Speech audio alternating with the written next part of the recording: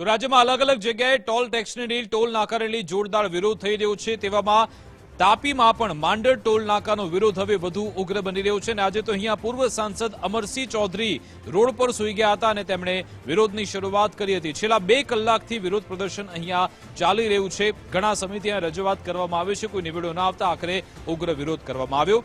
વિરોધ પ્રદર્શનને કારણે હાઈવે પર લાંબો ટ્રાફિક જામ પણ જોવા મળ્યો હતો।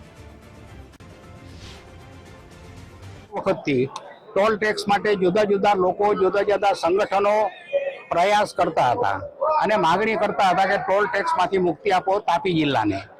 કારણ કે કામરેજની અંદર સુરત જિલ્લાને ફ્રી છે, ભરૂચની અંદર ભરૂચ જિલ્લાને ફ્રી છે, નવસારીની અંદર નવસારી જિલ્લાને ફ્રી છે, વાપી વલસાડ જિલ્લાને ફ્રી છે। આખા ગુજરાતની અંદર જે તે જિલ્લાને ટોલ ટેક્સમાંથી મુક્તિ આપવામાં આવી છે।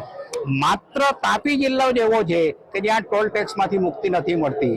હું જોયા કરતો તો ઘણા વખતથી કે આ શું કરે છે, મારી પણ ધીરજ ફૂટી ગઈ છે। એટલે 84 વર્ષની ઉંમરે હું પણ અહીંયા આવ્યો છું અને જ્યાં સુધી ટોલ ટેક્સની મુક્તિ નહીં મળે ત્યાં સુધી હું અહીંથી ઉઠવાનો નથી। ટોલ નાકાની બાજુમાં જ અત્યારે રહેવાનું થાય છે મારે। ખરેખર ઘણી જગ્યાએ ફરીએ છીએ આપણે। નેશનલ હાઈવે નંબર 1 90 કિલોમીટરનો છે, તેમાં આપણે ઇન ને આઉટ થઈએ તો ફક્ત 135 રૂપિયા કપાય છે, જ્યારે અહીંયા 63 કિલોમીટરમાં 2 ટોલ નાકા મૂકીને 310 રૂપિયા એક ફેરાના વસૂલવામાં આવે છે। એ ખરેખર અન્યાય છે અને આ ટોલ નાકાના જે બનાવવામાં આવેલું છે તે જમીનના ખેડૂતો પાસેથી લીધેલી છે, એનું પણ આજ દિન સુધી વળતર ચૂકવવામાં આવ્યું નથી।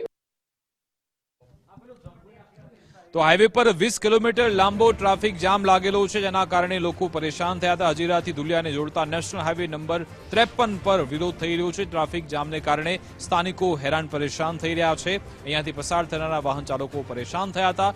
નેશનલ હાઈવે 53 પર માંડર ટોલ નાકા પાસે સ્થાનિકોએ ચક્કાજામ કર્યો હતો, જોકે પોલીસની ટીમે તેમને સમજાવવાનો પ્રયત્ન કર્યો હતો અને અહીંયાથી લોકોને હટાવવામાં આવ્યા હતા। પૂર્વ સાંસદને પણ અહીંયાથી હટાવવામાં આવ્યા। સુરત ધુલિયાને નેશનલ હાઈવે 53 પરના ટોલ નાકામાં મુક્તિ આપવામાં આવે તેવી માંગથી હાઈવે ઓથોરિટી અને સ્થાનિકો વચ્ચે ઉકેલ ના આવતા પોલીસે બળ પ્રયોગ પણ કરવો પડ્યો હતો।